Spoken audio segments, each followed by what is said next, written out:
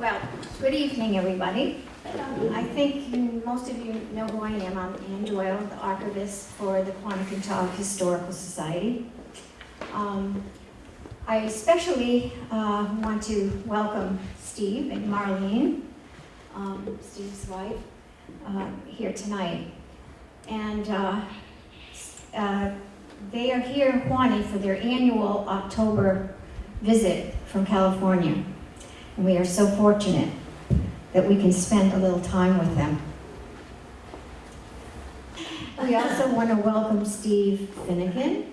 Steve is right there. This other Steve is the curator for the Submarine Museum in Groton, Connecticut. And our Steve will be giving the same presentation as he is tonight at the museum this coming Saturday. Every year when Steve and Marlene come to Quanti, Steve always makes a visit to see what's going on at the Quanticontag Historical Society. And this year, Steve is part of what's going on. He is obviously very connected to Quanti and our history. About 4 years ago, Steve invited Tom and I to his home so that he could share his recent PowerPoint presentation he had created about his grandfather, Mr. Moran, and Mr. Moran's experience as a World War I submariner, right? Submariner. Did I say that right? Okay. I keep wanting to say Submariner. Submariner, and that's not right. Many of you remember Mr. Moran as a longtime Quanti resident coming here all the way from Norwich, Connecticut. I always knew him by sight, but not in any other way. I remember him as being older and walking with a cane. I had heard of him being a part of the Runny Nose Club with 6 other men friends, but had no idea what that was all about. I never did find out about them, but I hear that they had very serious discussions, and then they took walks. That's all I know now. I knew where he lived on Surfside Avenue. At this time, I had no idea of who this Steve was.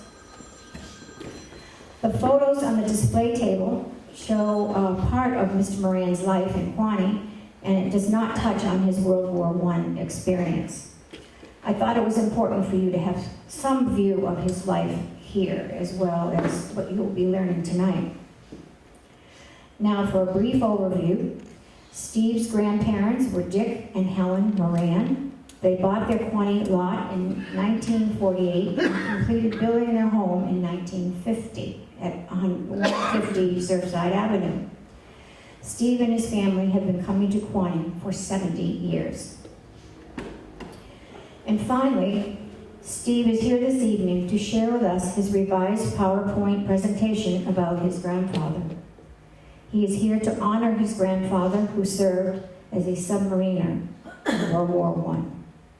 Mr. Moran died in 1977 at the age of 77, is that correct? 79. 79, okay, I misspelled. So if you would please welcome Steve Young. I'm so thankful for Anne for all she's done, and I know there's a whole group of people that have worked very hard to make the Quanticontag Historical Society a success. I think it's so valuable and so important, and I'm glad that I can play a small role tonight in honoring my grandfather, Dick Moran. A wise man told me one time that we all die twice. You die once when your heart stops, and you die a second time when people stop remembering you. And one of my goals is to keep the memory of my grandfather alive, and thank you for coming tonight and helping me do that. I'm very focused on just 2 years of his life, 1917 to 1919, I hope you're interested in World War I because this is largely about World War I, but I do try to connect it to Quaney at the end.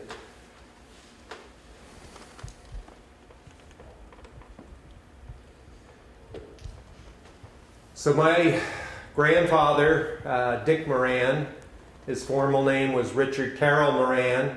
He was born in Norwich, Connecticut in 1898, and his parents were John and Mary Moran, who had immigrated to the United States from Ireland years before.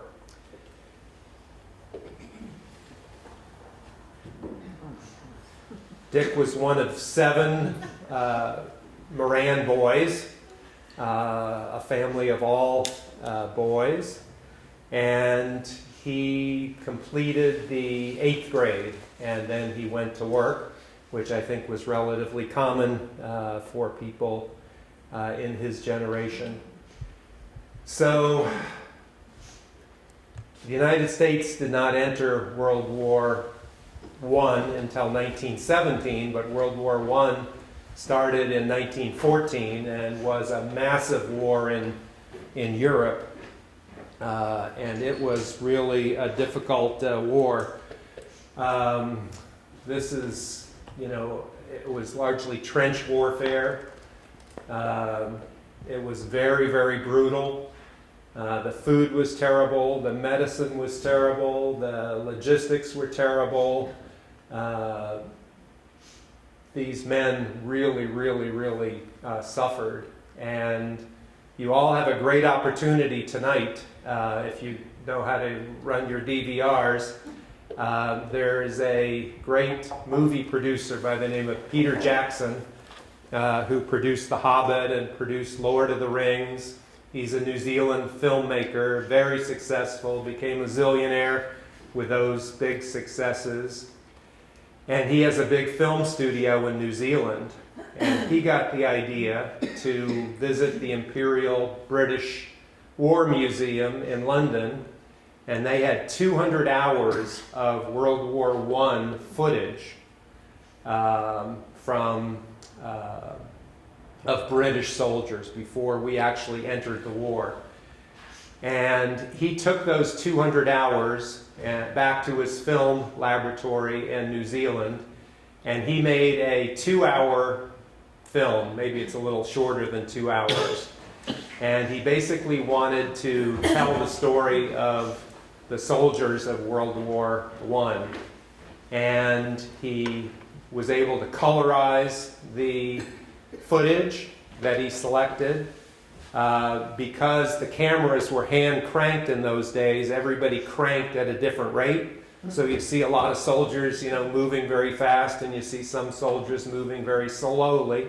So he was able in his film laboratory to sync everything. He also wanted the soldiers to tell their own story. So he hired lip readers, because this is all silent footage. And he had lip readers read the lips of the soldiers in the film, and he hired actors then to say their lines.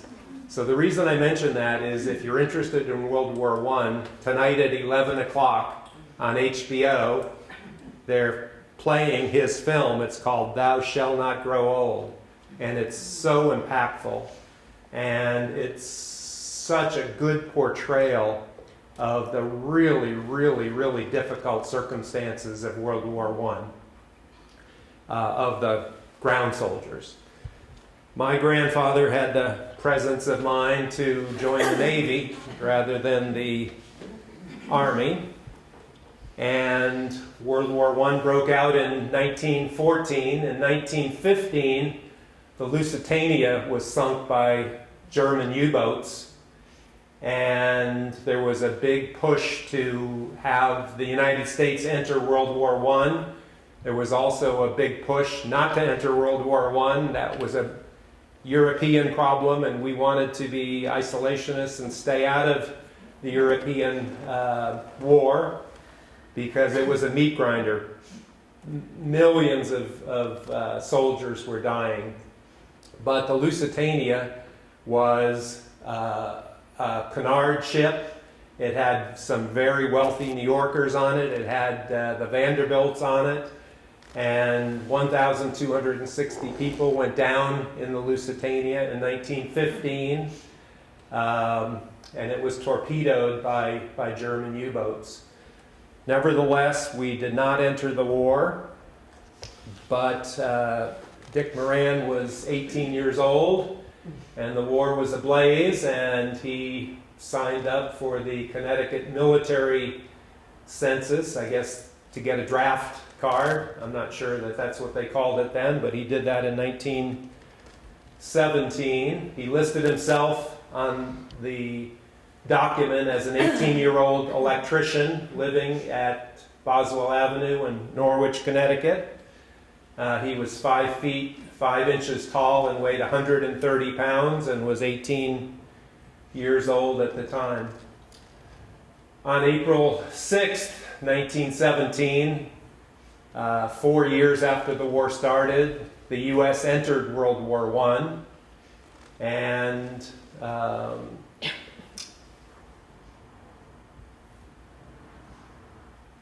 3 days later, my grandfather, Dick Moran, signed the paperwork to join the U.S. Navy.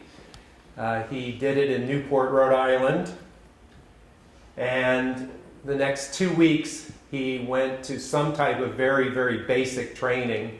The training in World War I was grossly inadequate. I mean, when you see Peter Jackson's movie, they will show you that the training was taking people off of the farms, giving them a rifle with a bayonet and some stuffed straw dummies, and you would practice stabbing your rifle and bayonet into the dummies, and within a week they had you in a uniform and out the door, and you were a soldier in the trenches.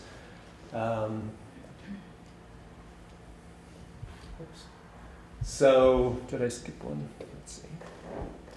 So this is a picture of him doing some basic training, I believe, in that first couple of week period, learning flags.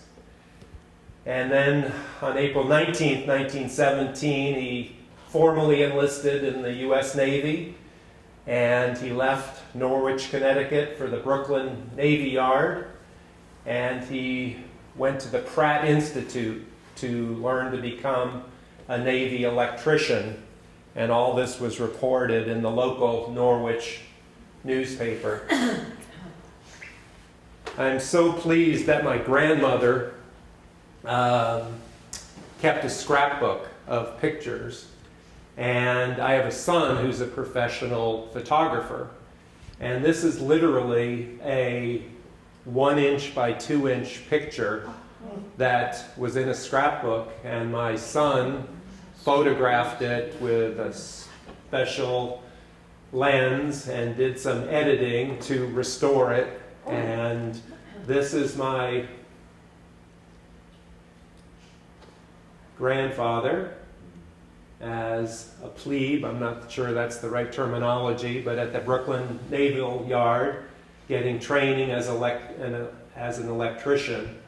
And you can see the title is called Wash Day, where apparently they're all out washing their clothes. And you'll enjoy, I think, this next photo. Being a typical 18-year-older horsing around, this is him on the right, and you can see one of his colleagues has a plank over his shoulder. And one guy hops on one end of the plank, and my grandfather hops on the other end of the plank for entertainment during wash day, in Brooklyn, and they're balancing, on his shoulder. And again, this was a 1-inch by 1.5-inch picture that my son was able to bring back and restore. So it surprises me what the Norwich Bulletin thinks is news, because he came home for 2 days of leave, May 22nd, according to the local newspaper, And you wouldn't think that would be news, but it was news in 2017, and this is him on his porch with his dog being reunited for a couple of days while in training. Oh, what did I say? 1917. It says 2017. Oh, it says 2017? Yes, Oops, sorry about that. So I don't really understand the housing situation that he was in, but I think he was in a boarding room, and you will see several pictures, and you know, he's got his American flag, he's got his rosary beads, he's got a picture of my grandmother he was engaged to, and he's in a room with 5 beds or so, and this is his bed. And there's a picture of him with, I think, his fellow boarders in Brooklyn. And he's in his Navy uniform, but they appear to be businessmen or salesmen, or I don't know who, what their professions were, but I think he's playing cribbage, which my grandfather had a love of and taught his children and taught us, his grandchildren, to like cribbage. And you can see it's the same room with the same thermometer and the same rosary beads on the wall.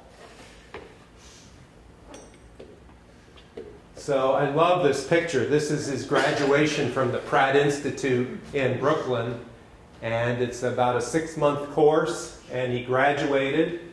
And being a knucklehead 18-year-older, he did us the favor of circling his head. And you will see in several of the pictures that he sent to my grandmother, who kept the scrapbook, where he circled his head whenever he's in a group picture, which I don't think we would be able to pick him out but for his circling his head. I presume these are his professors who taught him, you know, the art of being an electrician in the Navy. And you will see he also,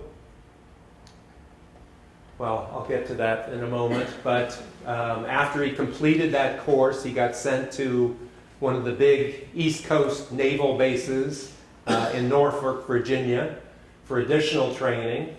And he seems to have spent months both in Norfolk. This is him in that picture. And again, these were really low quality, tiny pictures taken 100 years ago that we've been able to restore. But he also took training in New London, which of course was the submarine base. This is a picture where he's written, I believe it's him, he's written Norfolk, Virginia on the back of it. And after completing his training in Brooklyn at the Pratt Institute in the Brooklyn Navy Yard, oops, did I go the wrong way? Sorry. So I found this chart interesting, and Steve Finnegan is here from the Submarine Museum, and I think Steve turned me on to this. But when the Lusitania was sunk by German U-boats, and the Germans were having such great success with their U-boats, I think it dawned on the United States that these are really machines that we need and we don't have. And we had a very small submarine fleet. The British fleet was bigger than ours. The German fleet was way bigger than ours. So we did a huge building boom, and we built submarines in this 1915 to 1919 period. We built about 106 submarines, and most of them were built in East Coast shipyards, but 34 of them were built on the West Coast. And actually, before we entered the war, we needed to stay neutral, so we were building submarines in Vancouver to have the facade of being neutral, even though we were building submarines. But submarines have different classes, and you know, there are H-class submarines, there are L-class submarines. So in this period, they're doing R-class submarines. And he was on the R-18, which is this submarine. And it was built at the Union Iron Works in San Francisco. And the hull was laid down in May of 1917. It was launched in December of 1917. It was commissioned in August of 1918. And, oops, sorry. Let's see, there we go. And it was commissioned in September of 1918. And I'll get into its history, but you can see Four River Shipbuilding, I believe, is in Massachusetts. And in a real short period of time, in 1917 and 1918, they turned out 13 or so, 14 submarines. And then the Union Iron Works in San Francisco turned out 5 R-class submarines, 2, 4, 6 R-class submarines. And the Lake Torpedo Boat Company, which I think is Bridgeport, Connecticut, turned out some more submarines, the R-21 to R-25, I think. The line is cut off. But these submarines were built for World War I. They were the state of the art. Everybody wanted to be on them. They're frontline, fighting ready machines with the latest technology. And my grandfather was lucky enough to be assigned to the R-18. And they went on after the war ended. They were mothballed for a few decades, and then they were recommissioned for World War II, and they were used in World War II for training purposes and other purposes. The unfortunate part of this is you can't see a R-class submarine anymore. They're all gone. They were all scrapped in 1946, 1948. None of them exist. The ones that were built in Bridgeport were scrapped in 1930 and weren't more mothballed. But I'd love to go on one, and I'd love to see what they're like, because I think they were very, very small and very cramped. Bad air, bad food, bad sanitation. It was a rough life. So I think these are pictures that Steve was able to give me from the Submarine Museum. But this is the R-18 being built in San Francisco, and the R-19 to its right and the R-20 to its left. And you can get some idea of the size and the shape of the hull. This is the stern view of them in the shipyard being built. I like this picture because you can see, the men sometimes are wearing vests and sometimes wearing top hats, and these are pretty rough, tough steel workers, turning these submarines out as fast as they could turn them out. This is now December. I think the earlier pictures were months before, but they're starting to take shape. And rather than calling them the R-18, R-19, R-20, they started giving them SS numbers. So this is SS-95 was the R-18, 96 was the R-20, or 19, and 97 was the R-20.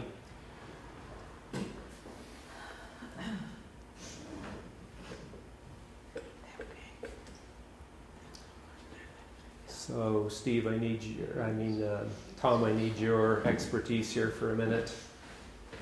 That came up.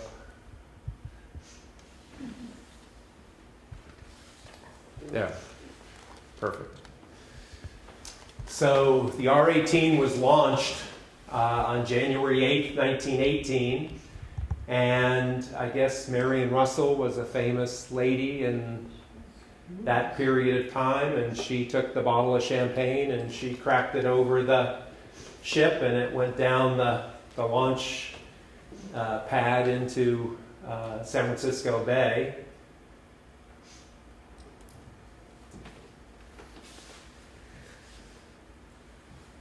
So the R-18 was 186 feet long, had only an 18-foot beam. So if you think how small 6 yards is, that was the beam of these submarines. It only had a 14.5-foot draft. It could go 12.5 knots on the surface and 10.5 knots submerged.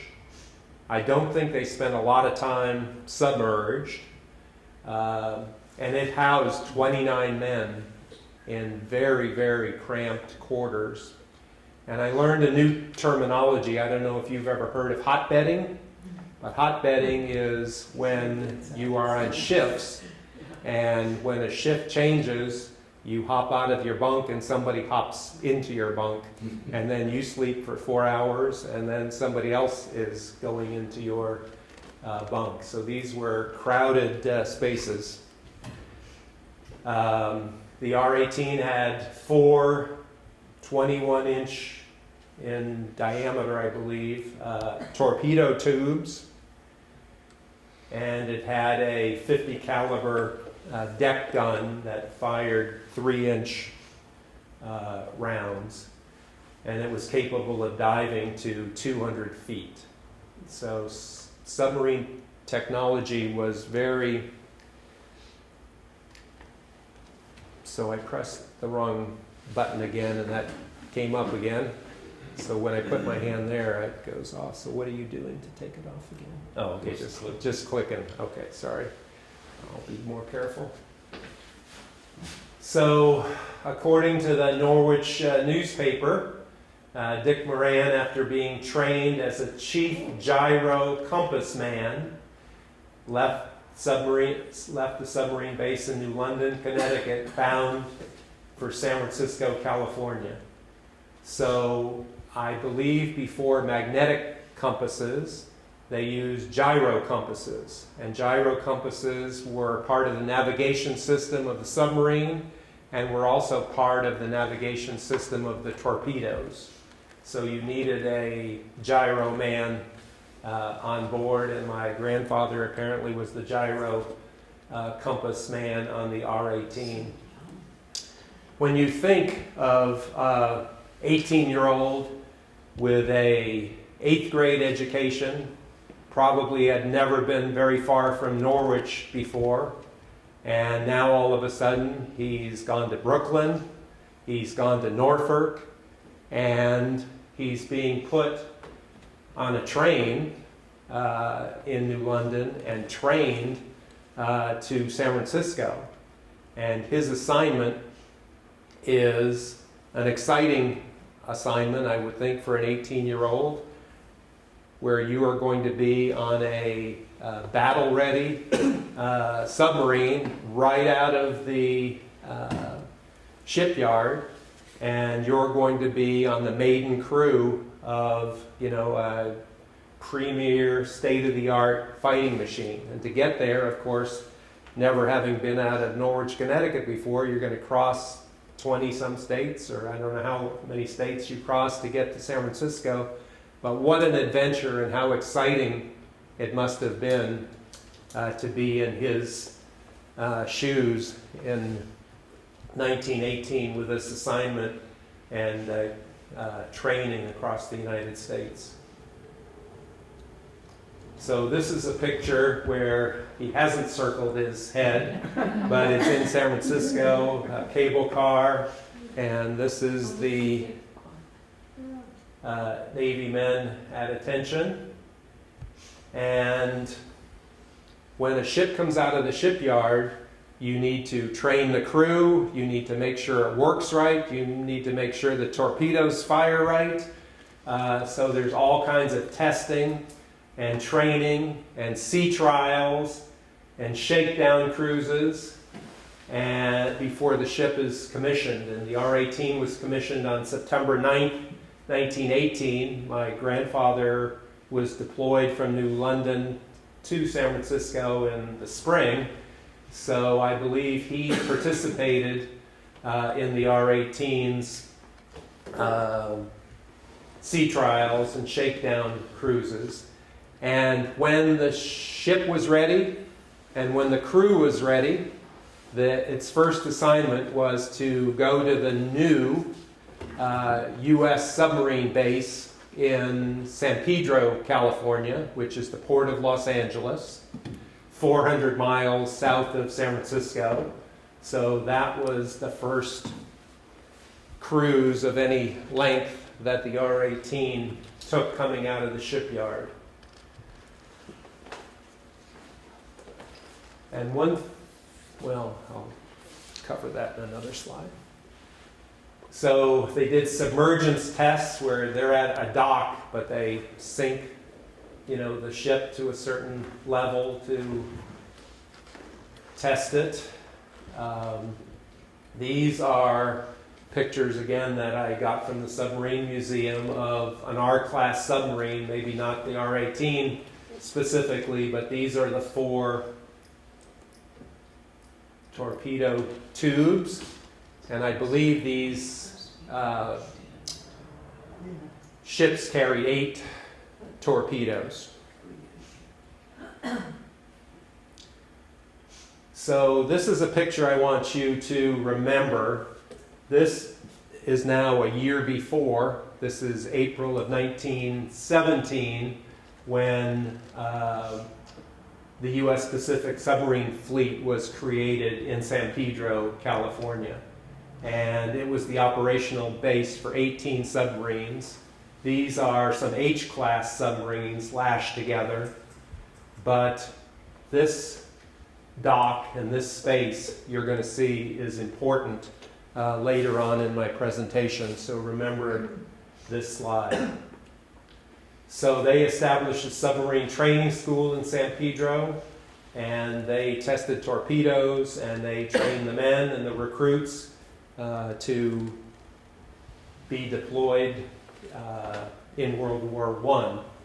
So every submarine fleet has a ship tender, and in San Pedro the ship tender was called the Beaver, and here you see it with men on board these pretty small submarines, and the tenders, I think, supplied the food, supplied more torpedoes, basically were the home base for each submarine.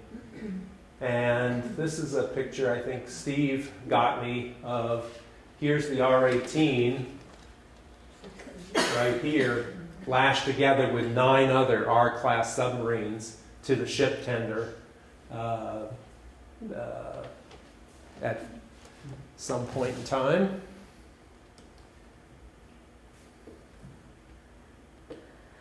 So this is a portion of the first crew of the R-18, and my grandfather is not in this picture, but that brings up another subject. So not only was my grandmother's scrapbook a source of great pictures, Steve and his colleagues at the Submarine Museum were a great source of pictures, but I have a third source of pictures, and this came from that third source, which I will tell you more about, and he's in this picture, and that's part of the crew. So when the ship left San Francisco and came to San Pedro, my grandfather took a weekend shore leave, and he chose to go from San Pedro, which is the port of Los Angeles, to Pasadena, which is just north of Los Angeles. And they had something called the Costin Ostrich Farm. And here's an 18-year-old kid, having fun in a surrey being pulled by an ostrich. I have another picture that I brought with me where there's this huge alligator, and he's got his knee on the back of the alligator getting his picture taken. And I don't know what insurance company insured that company, but it seems like a relatively dangerous thing to do.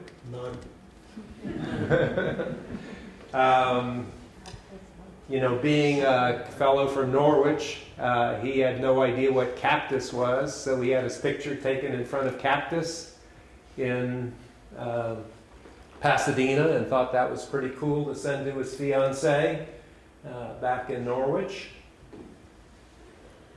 So this is a really neat picture. It kind of gives you the idea of how narrow these submarines were. They're sitting on the gangplank, and this is my grandfather. And this picture is interesting to me for a couple of reasons. One is, you'll see the next slide, but the R-18, or the R-class submarines, and Steve knows more about this than I, had what they call disappearing guns. The 50 caliber deck gun was put on, taken off, put on, taken off, and could disappear. And I believe this was the stanchion for the 50 caliber deck gun.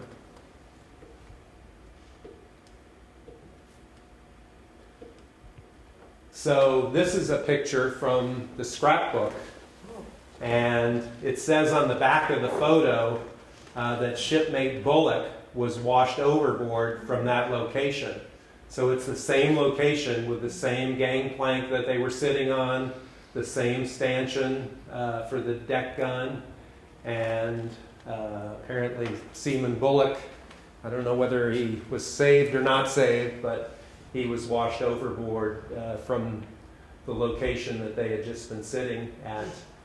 This is another picture from the Submarine Museum, but you can see the deck gun. You can see where they store the torpedoes. They apparently used cork to give the submarine some flotation, so it was lined with cork, and I suppose that was for insulation also. So, I talk about the disappearing deck guns. Here they all have their deck guns out and ready. So after being in San Pedro for several months, the R-18 was given a mission. And the mission that they were given was to guard the Atlantic Gate of the Panama Canal. And if you know your geography, it's at least over 1,000 miles from San Pedro to Panama. And to get to the Atlantic Gate, you've got to go through the Panama Canal. So this is a picture of submarines, lashed together. And they're so narrow that, 4 of them can pass through the gate at the same time. You could probably get more through the gate at the same time. But I love that historical picture.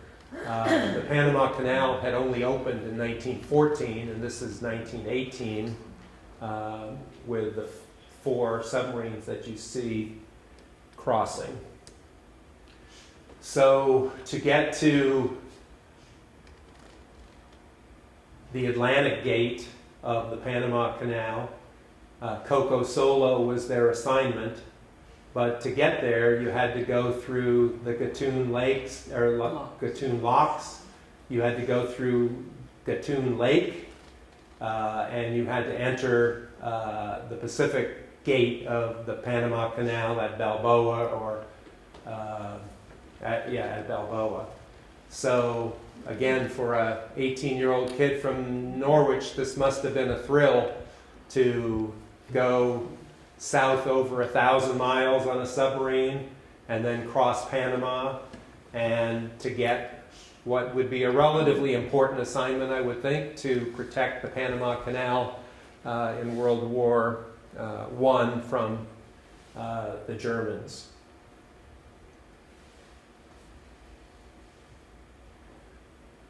So my other source of pictures gave me this picture, and this is the R-18, and it's crossing Gatun Lake in Panama on its way to Coco Solo.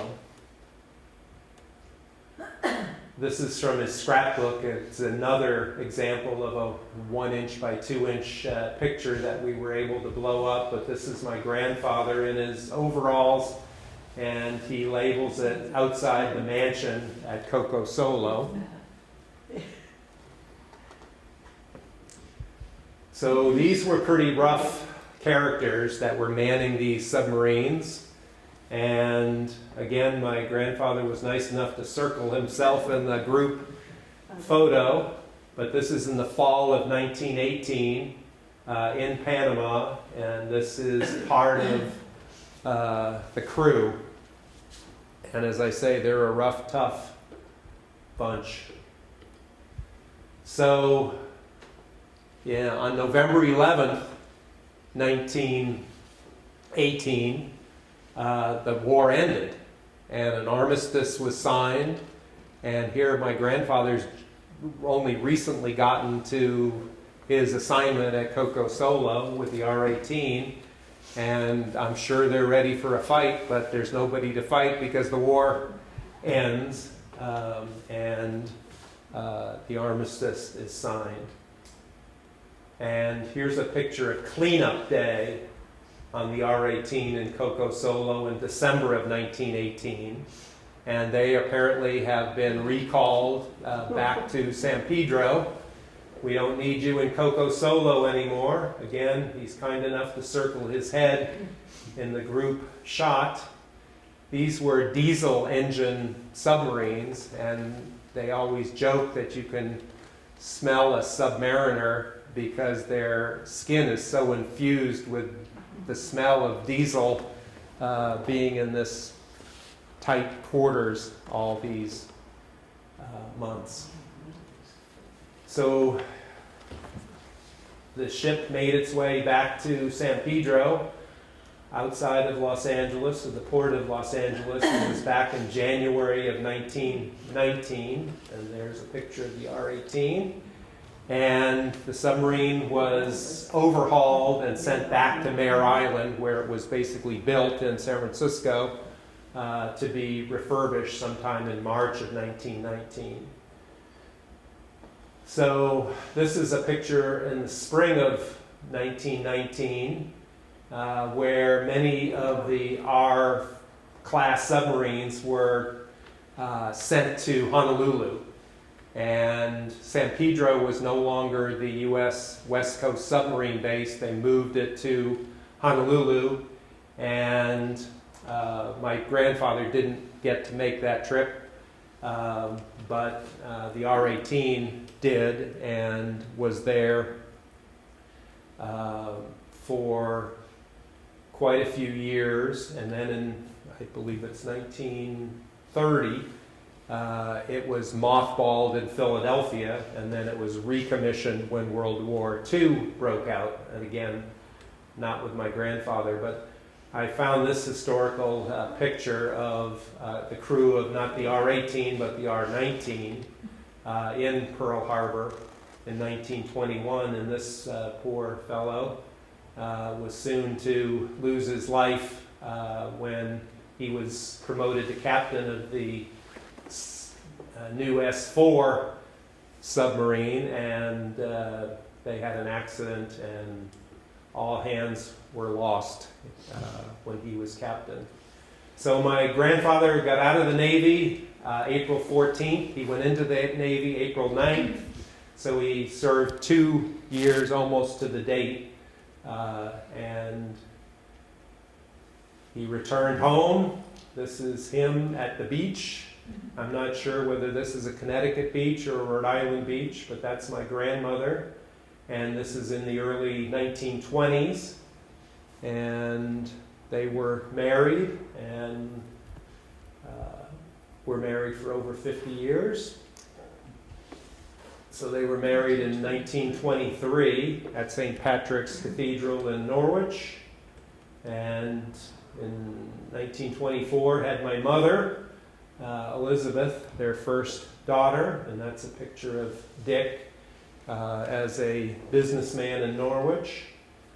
And he made a living selling real estate and insurance in Norwich. His wife Helen, who maybe some of you know or remember, before marrying Dick, she was the secretary of the principal of Norwich Free Academy, where my mother and father went to high school. So I told you that I had a third source of pictures. And the third source of pictures that I have is of Ezra Chandler. And I'll just go through these quickly because there's only a few. But here's Ezra at 18 years old, going into the Navy shortly. Here he is on leave in 1918 with his mother, Alice. He was a Mormon from Utah, and his mother lived in Utah. This is a picture of him on leave with his soon-to-be wife, Catherine, who he was married to for over 50 years. And this is, I think, the most interesting part of the story, how this part came together. When you think there are over 10 million people in Los Angeles, over 40 million people in California, the odds of this happening had to be 1 in a million. But I had always been interested in a postcard that my grandfather had sent to my grandmother that she kept. And I misplaced it, but I'm going to find it when I get more time. But he wrote something like a stupid 18-year-old would write his fiancée in pencil on the back of a penny postcard and mailed it from San Pedro. And we were living near San Pedro. I'm working in Long Beach. And I thought, oh my God, I never knew my grandfather was in California. I never knew he was in San Pedro. So that kind of started my search of him. So I have a good friend, Mark Paulin, who I have been friends with for 35 years. We've coached together, we've been neighbors, we've been friends, we share Dodger tickets, we're on the aquarium board together, and we're investors together in an aquaculture project in California off the coast of Long Beach, where we have a 100-acre plot 6 miles off of Long Beach, and we're growing blue Mediterranean mussels commercially. So after having known Mark for 30 years and this never coming up,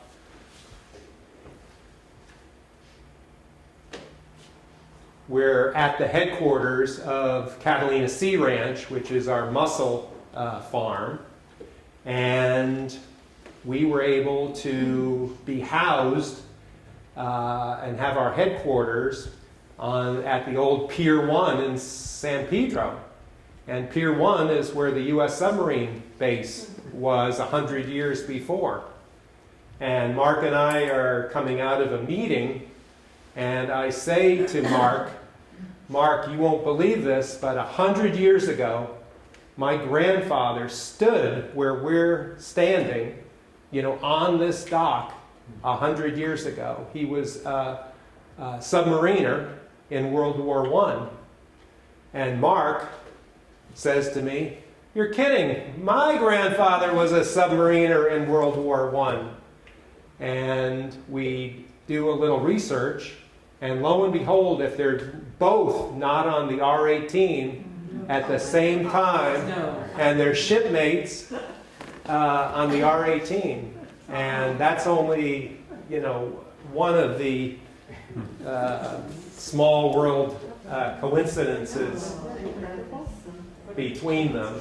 But, we were so lucky that came up, because, we never would have had that come up but for my saying that. So we're at the aquarium after a board meeting. That's Mark on the left and me on the right.